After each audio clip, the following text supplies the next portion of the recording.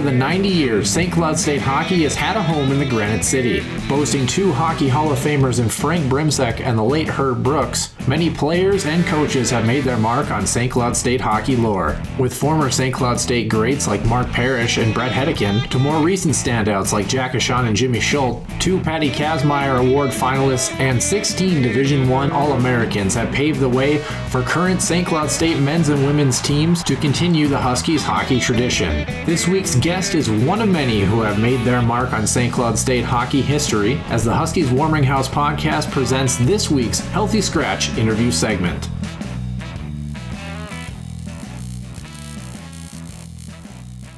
Welcome back to the Den Huskies Warming House podcast, fans. Episode number 52, the Healthy Scratch interview segment. And Nick, I think between you and I, even in the pre-show here, we can say this one was an absolute doozy. We had the captain of the St. Cloud State men's hockey team, Spencer Meier, join us this week. And he spoke like an eloquent captain would. What do the fans have to look forward to as some of the really, quite honestly, pretty hilarious topics that Spencer went through for us today?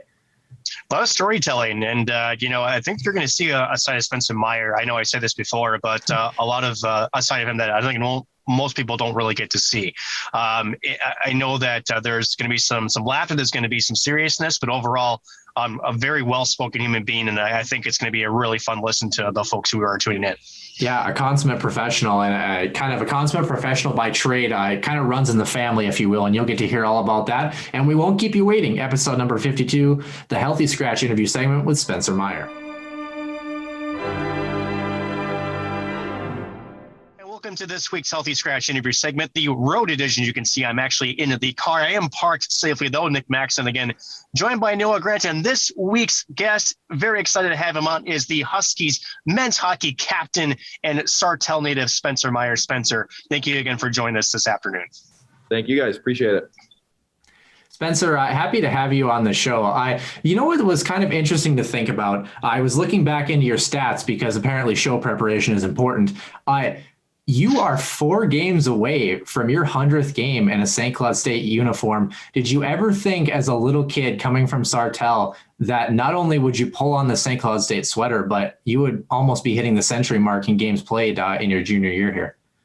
Yeah, that's actually I had no idea that was the case. So thanks for letting me know that. But no, I never would have thought. I mean, when I was a kid, I'd come, ever since I could walk, I'd come with my dad, my mom to these games. I lived and dreamed, and I've watched the Huskies all the time, and they were my favorite team growing up. And I'd go to the games, I'd come back, and we have a pond in the backyard, and I'd be like, Dad, we're going skating. I'm going to pretend like I'm Garrett Rowe out here, playing. So I've loved these guys, and I've dreamed of it ever since. And, freshman year, I can still remember, the first practice even, it wasn't even a game. I was just like, wow, I'm practicing with the Huskies here. I'm on the team. This is unreal. So yeah. Cool. We're going to get to your dad, Kevin, in a second, but I do want to mention Garrett Rowe because it's actually a pretty interesting story that goes back to the jersey number that Garrett Rowe wore, number 9, your number 9 as well. Can you kind of tell us the story of the sweater number of number 9 and also a story about your sister having a familiar number in her closet as well?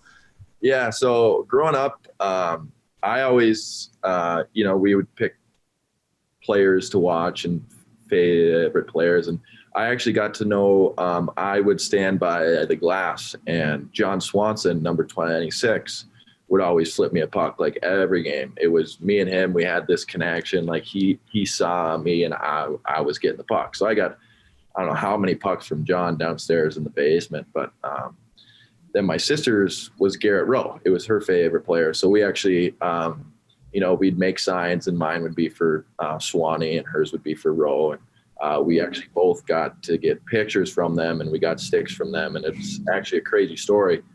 And so fast forwarding, now Swanee is helping train us in the summers and stuff like that. So he's my trainer, and he's been my trainer for a while now. And it's just kind of crazy how that all worked out. So like I said, my sister wore number 9, and she got a Garrett Rowe jersey, and Then when I went to Fargo, I picked number 26 because watching Swanee, that was my favorite number, 26, and it stuck with me. Then obviously when I got here, Broadsea has 26.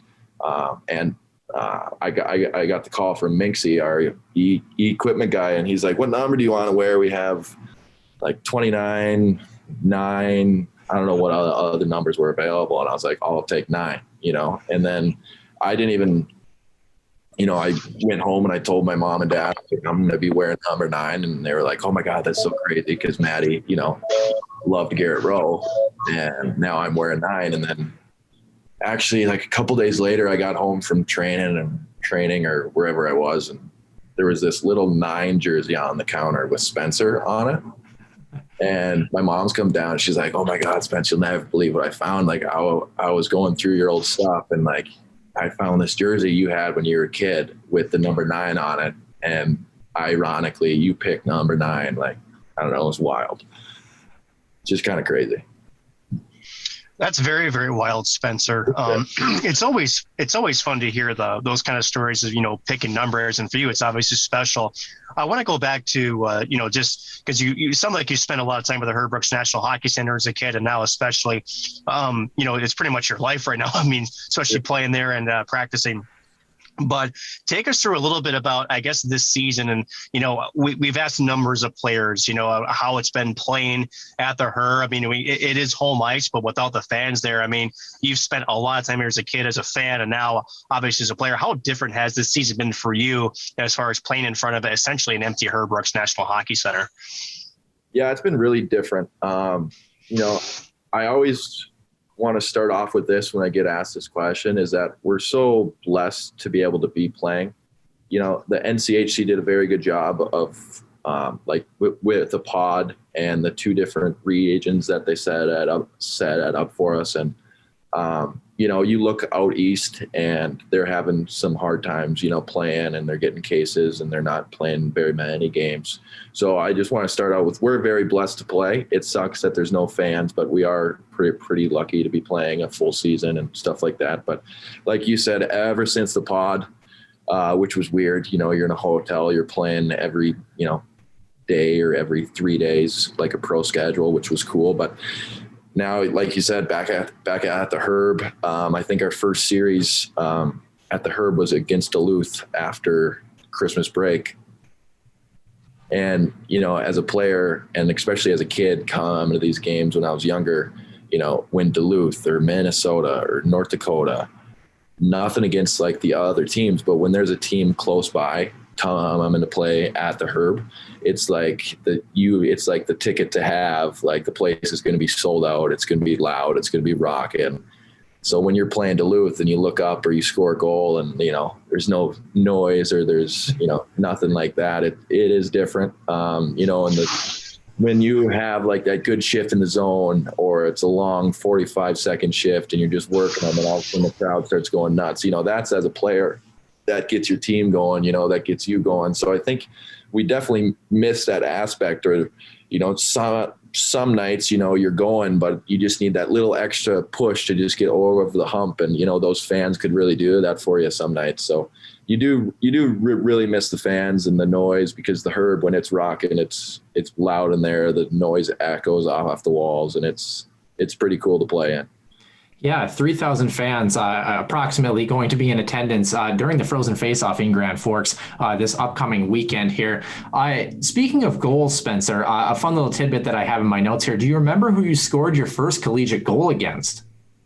I know it was against Duluth. Was Shepard playing that night? Can we say that he was? Because I want to see him let one in. Power play marker, January 12th of 2019. More interesting, you seem to like not scoring at home, but more over on the road. Your first assist of your career, do you know where those came from? That was Boston College, I believe. Boston College, who had 3 that night on October 25th of 2018. Yeah. Some nights you just have it. I don't know. Some nights you, as a DA man, you just get the puck to the net and score, and it goes in. So, but that year, this year too, we can pass the puck to the forwards and they'll skate it and they'll score. And all you did was pass it to them on the break, pass, So it's pretty nice when you have skill like that up on the front end. So. Yeah, but where I was going to go with that, a moment in which fans would have been absolutely rocking was your 75 games with the Fargo, 6 goals, 34 assists for 40 points.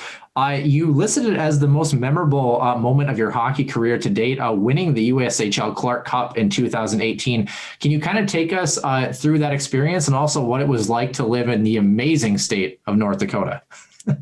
Yeah, that was an experience. To start off the year, I was drafted by Fargo. I played one game with Meier after my high school season, and going into camp, I had a good camp. I ended up making the team, and then we went there in the fall to start our preseason camp. And Kerry Eads was just like, Spence, you've had a good preseason, but honestly, you might be a one game a weekend, where we play you Friday and then you sit Saturday or vice versa. So I was like, all right, I like to prove people wrong. I've never had, a lot of recognition going through my hockey career, growing up in Sartell. It's a smaller town. I've never really made any high performance stuff or whatever. So there's, all that stuff, all the awards, that doesn't really faze me. So I was like, all right, whatever, here we go. And then sure enough, that first game I'm scratched. And I think I was fortunate enough to where a couple of our I think it was a scrappy game, they got actually suspended the next game. So then I went in, and ever since then, I played really well that first game. And ever since then, I just kind of started to roll. And then I was on the power play unit and the PAK unit. And I had a great year. So it worked out. The team was awesome. Fargo is actually, most people, when they think of North Dakota, they're like, oh, nothing's in North Dakota, like absolutely nothing. There isn't. Which there's not. But Fargo, Fargo, if people would so I was there for like a year, and at first I was like, okay, like Fargo, North Dakota, whatever. But there's actually a ton of stuff to do there. Like they got a huge Shields, they got a great mall. There's stuff everywhere. They have 3 high schools, like West Fargo. I don't know, the golf course. 5 now. Yeah, it's huge, and the rink is so nice, and the training facilities there were perfect. So it was a great experience. And then obviously our team was good, and going down the stretch run was fun through the playoffs. And it was just, we had an amazing team. And I think with juniors, a big thing is to have that team, that team bond, where sometimes in juniors you don't have that because you got guys on their own page just worrying about themselves. And I think we really had that. And it took us all the way, and it was definitely a fun year. I started out, I don't know if you have time for a quick story. Sure. Oh yeah. Yeah.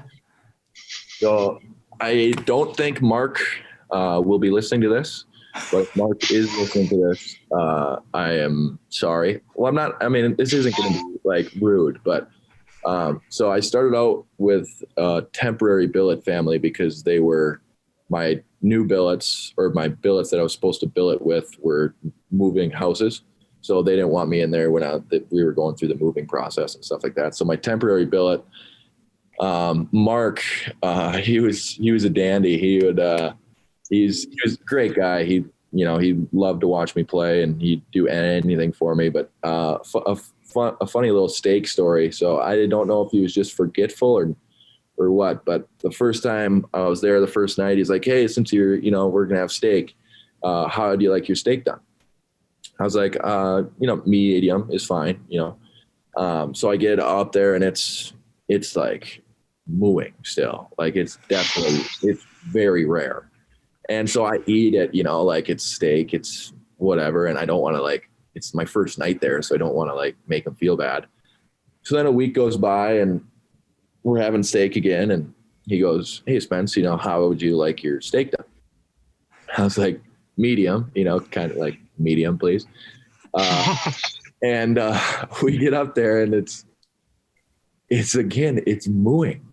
And I'm like, what is going on?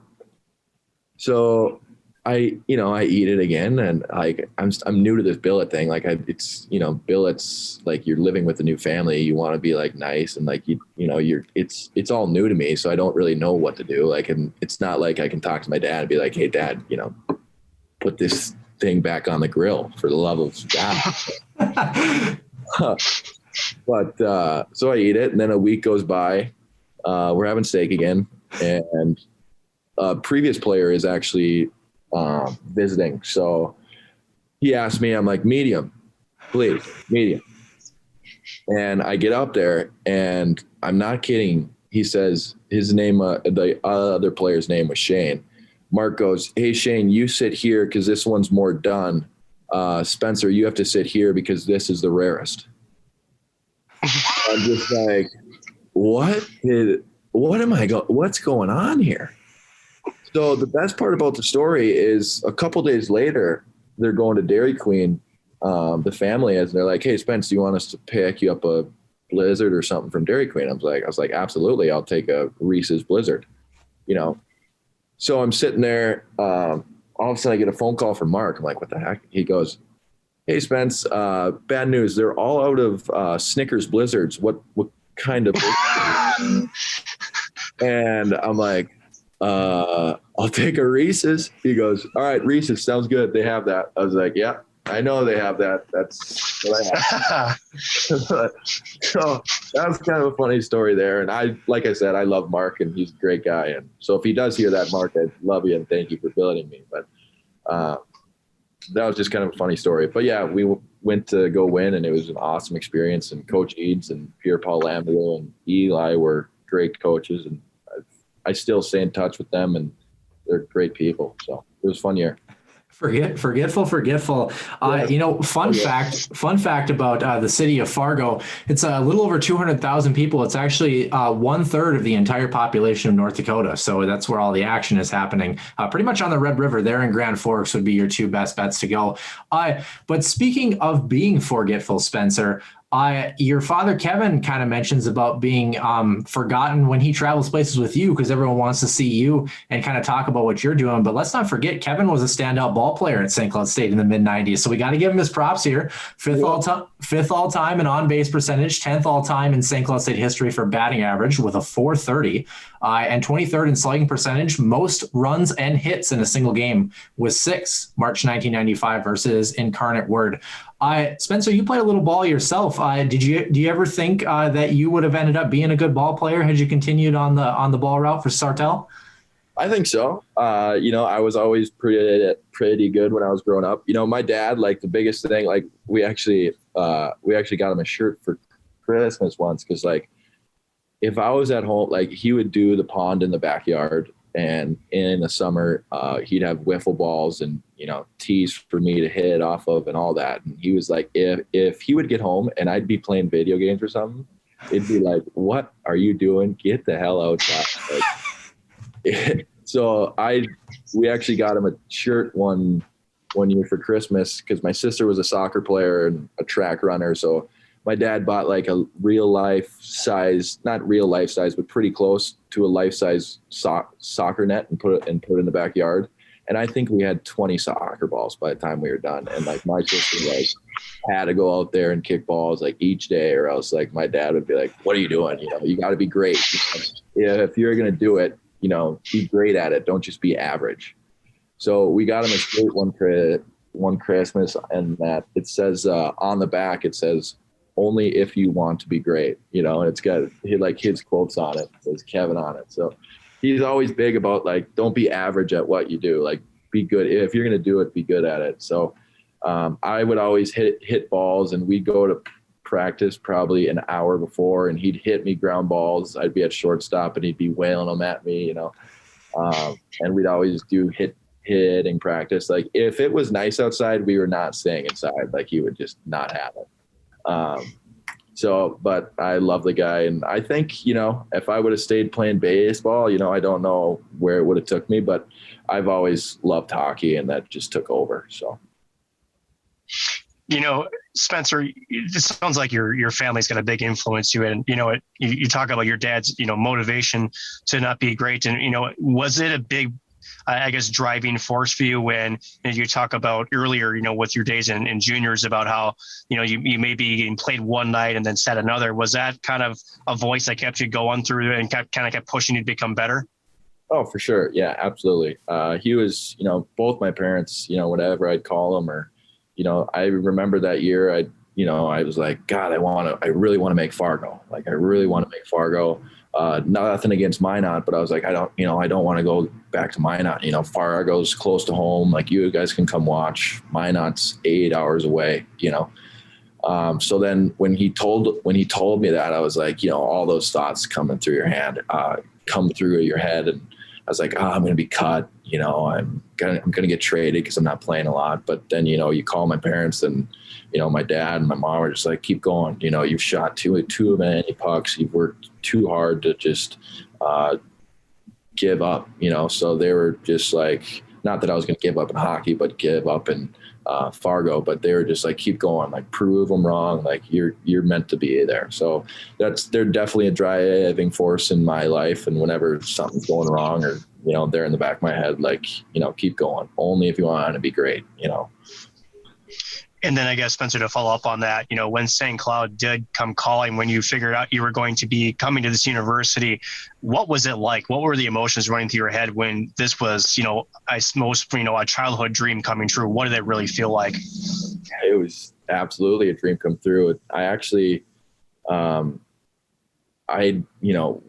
me and my dad, like, I didn't know we didn't know, I didn't have an agent at the time. We didn't know, like, how the college processes work. We didn't know how things go, the recruiting process. And I actually was talking to Northern Michigan when the Huskies started to talk to me as well. And, we were like, holy cow, Northern Michigan wants to give you a scholarship. And, like, my parents were like, oh my God, like, that's crazy. Like, we would never thought, and then all of a sudden St. Cloud comes calling, and I had no doubt in my mind that obviously I wanted to come to St. Cloud. I mean, I've been watching them since I was 4. So, I mean, it gets old because I always say it, but it's literally a dream come true. Like, when I got that call, I was ecstatic. It's actually, I don't know if I've ever told this story, but this one might come back to haunt me from my buddies, but I don't know. We won't tell anybody, we promise. So it was the night that I committed, and we're at Texas Roadhouse, and I drove down from Fargo because I knew I was going to be talking with Bob Motzko at the time. So I was told I was like, hey, can I go meet with my parents to just talk things out and stuff like that. So I drove down, and we're at Texas Roadhouse, and I still remember getting the call, and I, like, run outside because I don't want to talk to him in Texas Roadhouse. And he talks to me. He's like, hey, we want to offer you a scholarship. And he's like, take time, think on it. Make sure you talk to your parents about it and stuff like that. And in the back of my, like I said, I was like, yeah, for sure. But in the back of my head, I was like, I can just tell you right now that I'm coming to St. Cloud, but I'm so ecstatic. And I'm actually, so I met him at the movie theater in Way Park, and then we drove to Texas Roadhouse from there. So I'm leaving, I get dropped off, I'm leaving to go back to Fargo, and I'm like, I'm dialing Swanee's number on my phone because I want to call Swanee and be like, hey, like, I'm just committed to St. Cloud, and I'm calling Swanee. I'm not paying attention at all, and I smash a telephone pole with my car in the parking lot. Absolutely smash it, because I'm like, I mean, they say texting and driving is a bad thing, which it really is, and I don't do it at all. But that one time, I was so pumped up. I'm like, oh my God, I got to tell Swanee. And I smash the telephone pole in the parking lot. And I'm like, oh my God. So then I call my parents, and I was like, hey, you got to come back. And they're like, what? I was just like, just come back and you'll see it. And I just remember the look on their faces, like, what do you do? And I was like, I was trying to call Swanee. I was so excited. I ran to a pole. They're like, it's all right. Take our car back to Fargo. We'll figure this out. But So yeah, you could say it was a dream come true when I got the call. I was ecstatic. That's I don't even know how to process that, to be honest with you. But transitioning here, I believe you're a business major at St. Cloud State, unless that's changed. Yep. All right, and then you like to hunt, you like to fish, you like to play guitar a little bit. So maybe you and Will Hammer could do a little bit of duet and kind of get her going. But Spencer, the reason I want to mention music here a little bit and transitioning topics to something that we kind of talked about pre-show, the effects of music on the brain can be a very intriguing thing, especially when it comes to speech. And for those who don't know, if you've noticed potentially in this episode or just in general with the multitude of interviews that Spencer has done, Spencer, you do have a stutter. And coming from my background as a speech language pathologist, the best that I can relay this for the fans, and I thank you again for giving me permission and kind of talking me through this pre-show, essentially is that when most of us think about saying something, we formulate that thought in our brain, and then we send that thought through the motor nerves to our mouth, and our mouth essentially says what we're thinking. And for people who stutter at various points, for some reasons, sometimes it's anxiety, but for other people, they're just not quite sure. That motor connection sometimes gets blocked for a little bit when you're trying to say something. Spencer, the fact that you are a St. Cloud State captain, a leader on this team, basically in your hometown, someone who is able to grow up with a stutter and become a captain at a Division I university. One, what was that journey like for you? I mean, did you ever get picked on as a kid? And what would you say to kids who are playing sports in your similar position who may have a speech impediment like that? Kind of how to go about it and things that you learned along the way. Yeah, for sure. I always, it's not a huge deal to me. Like I think I told you pre-show. I don't know why I have it. I have it, like you just said, whatever you just said, but that makes sense to me. But my teammates, my friends, they sometimes give me crap for it, but I know that it's all in good fun, and it's all, those guys love me, and it sometimes gets on my nerves just a little bit if someone random, goes like, oh, like, what are you saying? Like, why are you stuttering? But that doesn't happen too much. And, I think the hardest part, I was kind of self-conscious about it growing up because, you play on all these different sports teams for hockey and baseball, and all my teammates in Sartell, knew who I was and knew that I had a stutter. So they were very, very respectful about it. And it's, it was all good. But then when you go on summer teams and travel teams and stuff like that, you obviously are with new people and stuff like that. So every team I've been on, and, you go through a lot of AAA teams and stuff. And it's always like, I was always kind of the shy kid.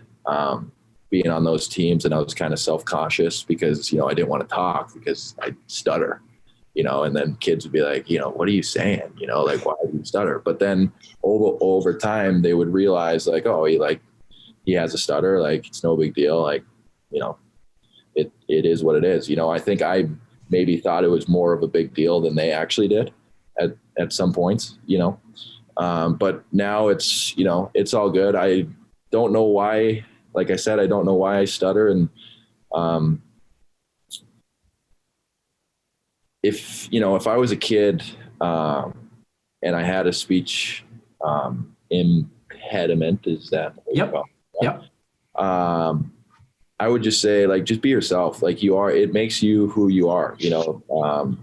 I stutter, and that's part of who I am. And I'm gonna own that, and I'm gonna, it is what it is. And if people don't like it, then don't talk to me, I guess. I don't know what else to say. It's not like I try to, it's not like I try to, it's not like I, want to, but it makes me who I am. And it's cool to see how good people are though, when they notice it, you can tell when people notice it, but they don't say anything. They just, move on. And that's cool to see. And I would just say, if like I said, if you're a kid and you have a speech, just be yourself, own it.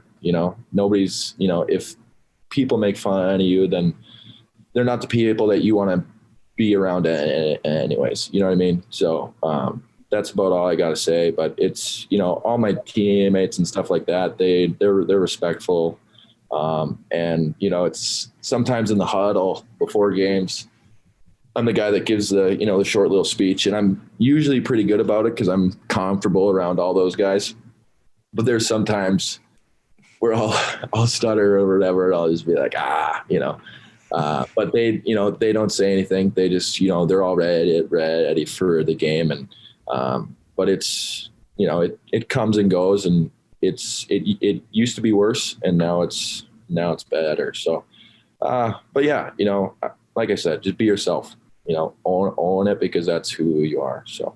Yeah, and it's a common misperception that it has something to do with intelligence, and it doesn't at all.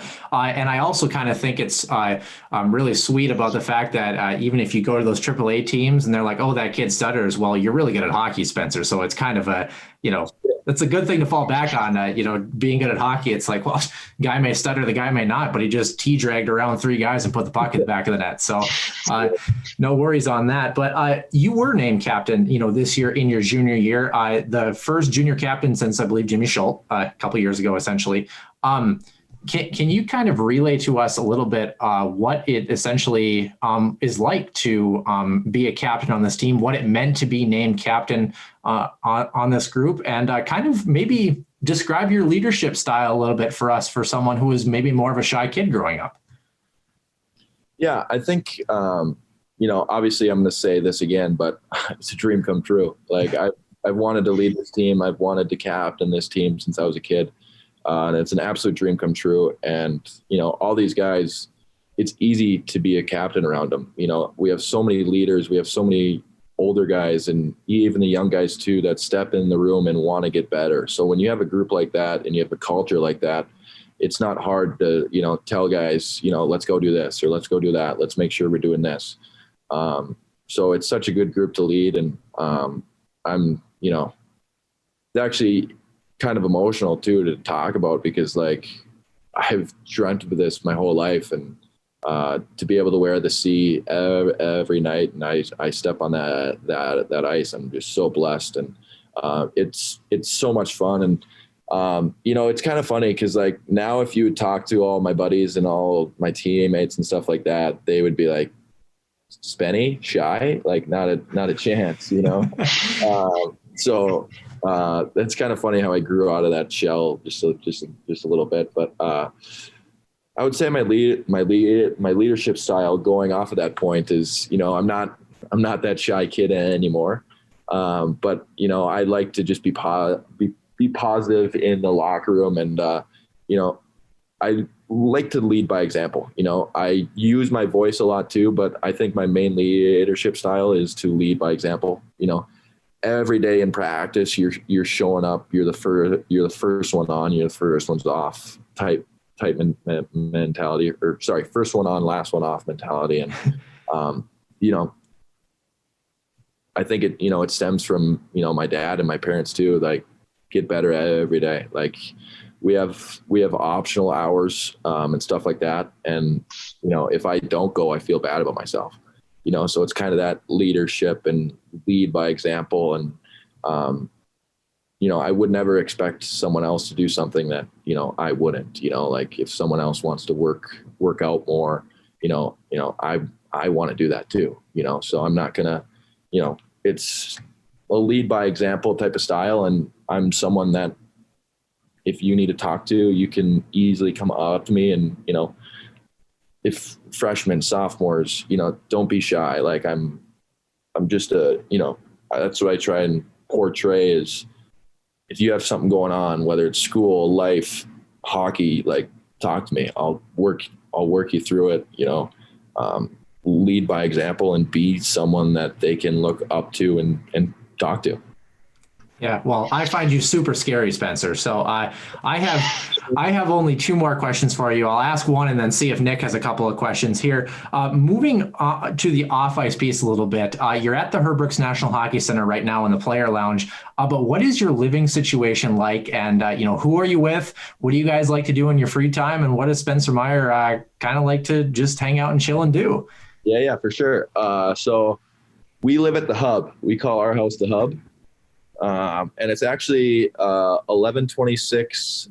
Actually, I'm not going to say our address just because. But we're actually say we're not the FBI. What the heck is this? Yeah. We're actually just down the road from the rink, so it's probably 4-minute walk from our house. So it's perfect. It's like a duplex. It's got 4 rooms on one side, and then a separate house, but it's connected. 4 rooms on the other side. It's kind of like a lower and upper kind of deal, but it's a really nice place. On my side, it's myself. We needed someone to fill a room, so I actually was fortunate enough to invite a buddy from Sartell to live with us. So it's my buddy, myself, Nick Perbix, and Brendan Bushy. I think, we did the D on one side and the forwards on the other side when we moved out of the dorms. That was our thought process. Because on the other side, it's Sam Henches, Nolan Walker, and Micah Miller, along with Jackson Castor, the goalie. So those are the two houses that we live in.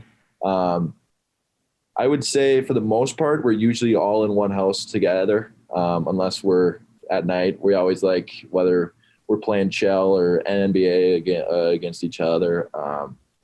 We're always doing something.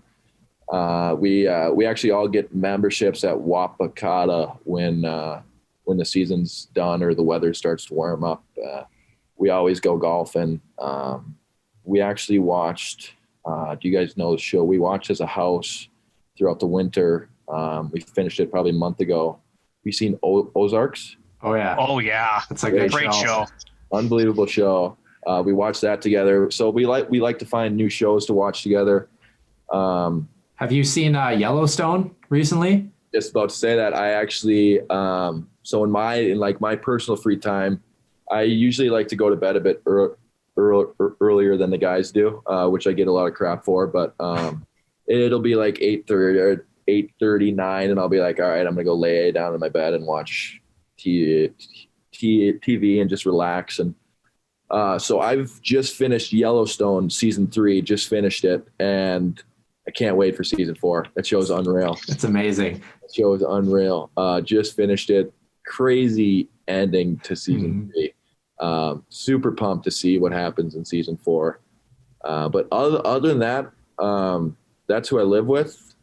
We like to watch shows. I was gonna say, what's your video game of choice? Are you like, do you have a specialty, or like, are you a big more like physical, like ping pong, or like what's your, like, if someone challenges Spencer Meier to any event and you could like bet money on it, what are you picking? Because you know you're gonna get some dough at the end of it. I'm gonna pick ping pong on that because I suck at video games. I am horrible. I suck at Fortnite. I get blown out in Shell. I'm just like, I'm not very good at video games. I'm not a video game guy. As I said before, my dad would never let me play video games. So I'm not a video game guy. I never got really big into video games. I would say ping pong. I'm up there with the best on the team. Not to sound cocky, but I would challenge anyone on the team for ping pong. Other than that, I would challenge people to fishing and hunting. If they wanted to compete in fishing and hunting, I would challenge them to that. For instance, it's getting nice outside. It's not -30. So after practice, me and Brodsy and Coxie and my dad and Minkle actually just went out fishing the other day, and we caught some crappies and stuff like that. So it was actually really fun. So we try to do stuff like that too. It's weird with COVID and stuff in online school. You're not in class, which has its positives and negatives. Negatives is it's harder to pay attention. Positives is you can go fishing and hunting and do a lot of stuff after practice that you usually can't. So there's definitely positives and negatives to it. But so, yeah, I'm an outdoorsy guy. And, these guys, I can't say enough how awesome this team is, and like the culture, like put hockey aside of things. These, they're the best guys you'll ever meet. And it's pretty fun to live with them and just see what goofy stuff goes on each day. And like, for instance, today, Bushy got cut in practice. He had to get stitches on his wrist or whatever. It's not anything bad, but I'm sitting at home and he texts me. He goes, "Hey, what are you doing?" I'm like, "At home." And he goes, "I've been sitting in the ER for 2.5 hours in the waiting room, and I think it's going to be another hour. So could you please bring me noodles?" So I got him noodles and brought him to the weight room. Like every day it's something new, you know? I will do, I guess, one more question for you, Spencer. And again, thanks for joining us. Obviously, this is playoff season now, right? This is the season to kind of put it back to hockey, right? Because that's kind of what we do. But exciting times going up to Grand Forks. So you're going to be at the Ralph Engelstad Arena. Just all kidding aside, a gorgeous facility to be able to play for the NCHC playoffs. But, as captain of this team, what's going to be your message to the guys, throughout these next few games? I guess, is there a certain speech that you want to give or some certain pointers? What's some of the things you want to tell to the team before you I guess, get onto the adventure of the postseason? Right. I think the main thing is just to understand, we're a very good team. Like, go in there with some swagger, go in there with some confidence, and know that if we play our game, we have a very good chance of winning. But also on the flip side, just know that it's not just going to come onto us. We have to play our game. It's playoff hockey. If you take a period off, you might not be there the next night. So it's a full 60 minutes of Husky hockey, and that will put us in the best spot to win the game. I think that's the message that I will relay to the guys, and the guys know that too, for sure. It's a big week coming up this week, and then we got the NCAAs too. So, I mean, it's one and done now. That's, I think that's the message every team has. It's one and done. You either play your game or you're going home. So it's but that's what's fun about sports, and that's what's fun about the playoffs, and that's why it's so fun to play on this team with the guys, because we all compete and we all want to win, and I'm really excited to see what this team can do. Yeah, we're really excited as well. Last question for you here, Spencer. And like Nick said, thank you for joining us. You've had, obviously, just on a side note here, a lot of contributions from your freshmen and your underclassmen, and then your upperclassmen, especially the super seniors, Cockrell and Donahue, getting the job done. I think this group potentially has that X factor. And you mentioned to us off show as well that you hope that Colorado College and Denver can make that trip so that you kind of get that game in on Friday before hopefully winning and playing on Monday. But this is looking far, far ahead for Spencer Meier. But when it's all said and done and you play your final game in a St. Cloud State sweater, you did mention you're a business major. Do you have intentions of trying to play hockey after your collegiate career? Or do you have intentions, maybe owning a Bass Pro Shops in your future? No, I want to play hockey for sure. I want to sign in the NHL and I want to play there. That's what I want to do, and that's my goal.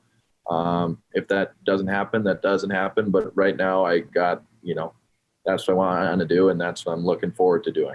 I have confidence that I can do that, but it's not going to come easy. I got to work on a lot of things, and I might not, it might not come to me as soon as it comes to others, but I want to play as long as I can. I love the game. I want to play as long as I can. And I am a business major, but to be honest with you, if it's not hockey, I have zero idea what I want to do. So, yeah. Fair. Well, let us know when you sign that multi-million-dollar contract. I'll give you the mailing address for the podcast here. Okay. Spencer Meier. Awesome. Well, guys, again, thank you very much. Spencer, Captain Spencer Meier, good luck again this week coming up. We do wish you and the team the best of luck. A great interview, and hope to have you back on Zone. Spencer, good luck the rest of the way. Perfect. Thanks, guys. Appreciate it. Thanks, Spencer. Thank you. If you're looking for more Huskies Warming House podcast content, there's a place for that. Visit us at huskieswarminghousepodcast.com and follow our Twitter page @warminghouseden for the latest news, notes, updates, prizes, and more. Don't forget you can find us on Podbean, Apple Podcast, TuneIn, Spotify, and more. We also are on Google Podcast and would love to hear your feedback on the show. Drop us a line at huskieswarminghousepodcast@outlook.com or leave us feedback in the feedback section of the Huskies Warming House podcast website. And finally, if you know any Huskies hockey alumni who would love to be on the show, let us know and we just might make it happen.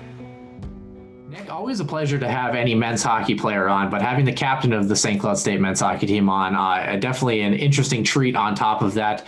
I really hope this St. Cloud State men's hockey team plays like they did in the first 20 minutes. I know I talked to Spencer pre-show about what this group can do if they do play like that for a full 60 minutes over the course of a couple games moving into playoff time. Nick, what is your expectation for this team, and do you think that Spencer Meier and company are going to deliver, hopefully, coming up on Friday? Well, just a quick comment. So do they. They know that if they play like they did against UMD in the first 20 minutes of Saturday's game, that they can, be very successful. They can beat probably almost any team in the country. It's going to be a win that they will earn. Expectations are, to compete for at least an NCHC championship. And I do think, we've talked about this before throughout the year, Noah, is that this team, between the mix of some of those older veterans and certainly some sensational younger players, especially, a very sensational rookie with Vetti Miettinen. This team should have the balance. It's got the talent and I think the leadership to make a very deep push in the NCAAs, but they got to take care of business in the NCHC. So I think that's at least the expectation from these fans. I think it's the expectation within the group, and I think really this team could be primed for something special. Yeah, they're just kind of like that group that seems to have that X factor that you can't quite explain, but we're going to find out. 2:37 p.m. is the slated puck drop currently right now. St. Cloud and Colorado College. Hopefully Colorado College does make it to the bubble, as well as Denver reeling from their COVID scares as well. But we wish the guys the best of luck, and we'll have all the coverage for you. Our previews, our recaps, everything related to Huskies hockey, and we'll bid you adieu from episode number 52. How about that for a rhyme, Mr. Maxon, of the Healthy Scratch interview segment.